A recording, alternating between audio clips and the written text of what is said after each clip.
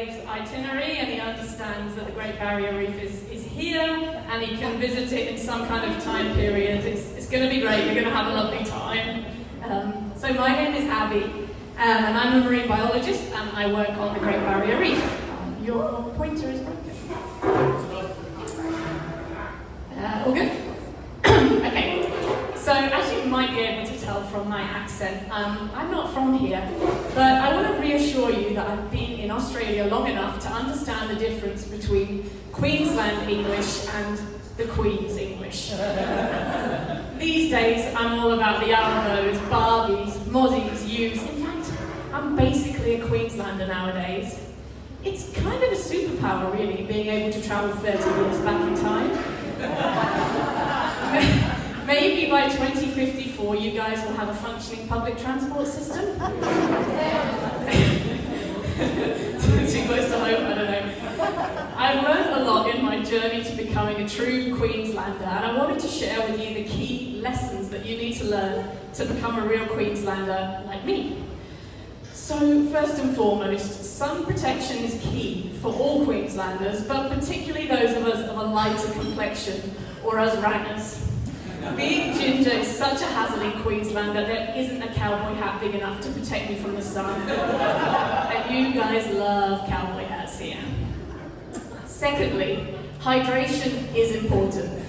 The most hydrating beverage you can drink is a beer, and the king of all of the beers is 4X, which coincidentally is the same size of hat that I would need. No McAllister's is the king of all the beers, it's just one to Footballs look like this, and they go in your hands, but they still call it football? I'm still getting my head around that one. The correct pronunciation for what I thought was the best team in the whole world until maybe this year, I don't really know what happened, is Maroons. It's not Maroons. And the last and most important lesson for being a Queenslander, shoes are optional. I'd never really thought about the value of shoes before I came to Queensland, but living here has taught me there's really no need for shoes. In an emergency, maybe you need thongs, but that's pretty much it. So nowadays, when I go outside, I look like this.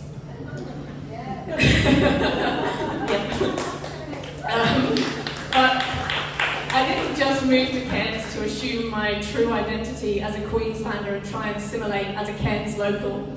I actually also moved here to live the dream of every wannabe marine biologist and study the Great Barrier Reef.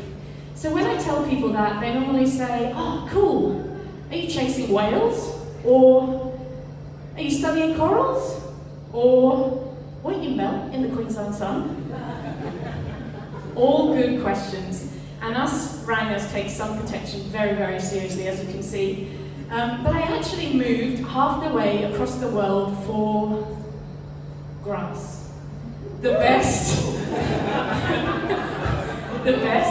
most underrated kind of grass. The underdog of all the grasses. The Stephen Bradbury of grass, if you will. Yes, that kind of grass.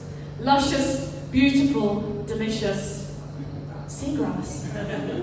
And before you ask, no, you can't smoke it. I love seagrasses. They really are the most amazing and underrated thing in the ocean. Yes, Nemo's cute, and of course coral reefs are cool, but have you ever been swimming through some swaying green blades with fish darting in and out? It's a magical experience. Just ask this guy. He loves seagrasses too. Here we are at the first meeting of the Great Barrier Reef Seagrass Fan Club. It's a growing movement.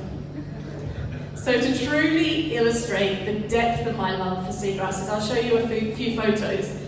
This was on a trip to the coral reefs of the far north of the Great Barrier Reef, studying corals, and we stopped to take a few photos at Lizard Island, and you will notice that I'm not wearing a hat here, and I did only get a medium sunburn for about 28 days. Lucky the sun was setting. So we got a bit distracted while we were taking our photos, looking for some seagrass, and just look at our faces when we found some. Stoked!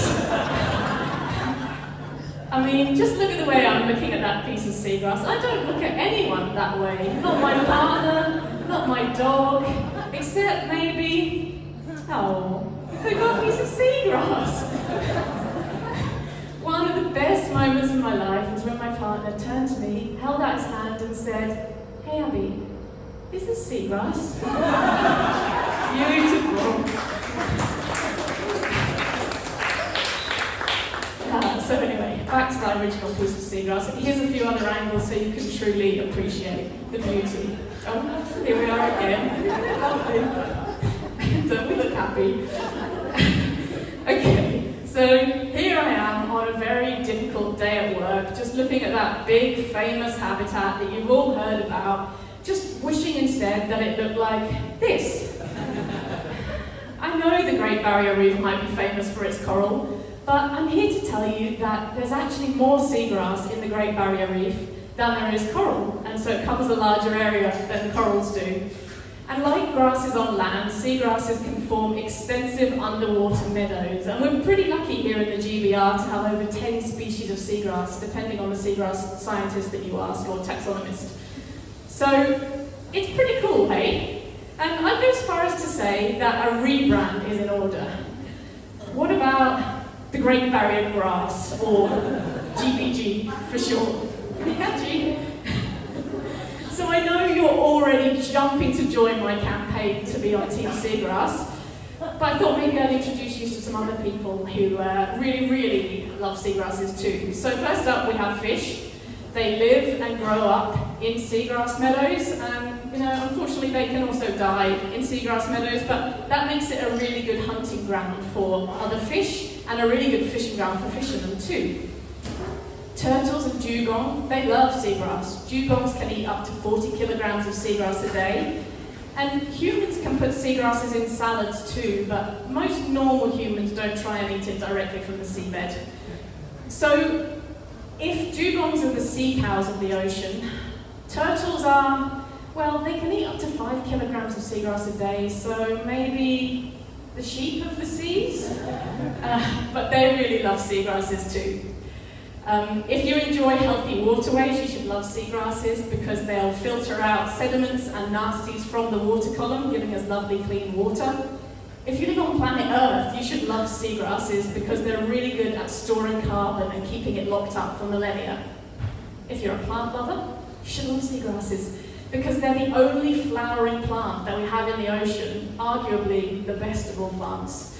And lastly, if you're an artist, what better way to show your love for seagrass than to craft a little heart out of it? These hearts are actually from my wedding. They wouldn't let me marry the seagrass, but I had to have some there.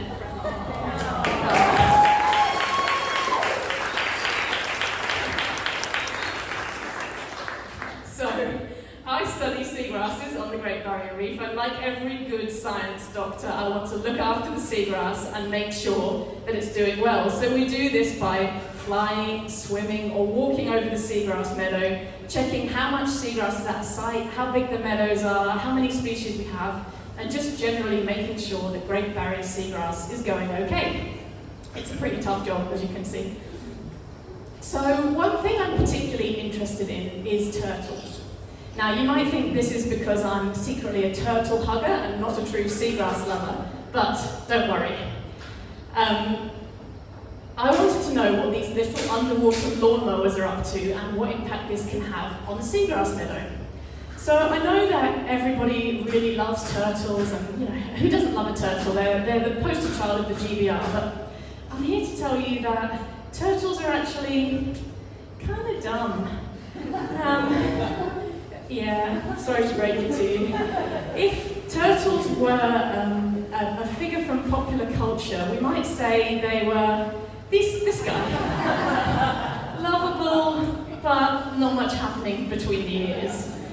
For example, if seagrasses are destroyed due to cyclones or flooding or some other impact, the turtles would just hang around and wait and hope that the seagrass will come back and just sit there and wait. And wait, like a hopeful tourist waiting for a bus at Cairns airport. They just sit there waiting for something that is never going to arrive.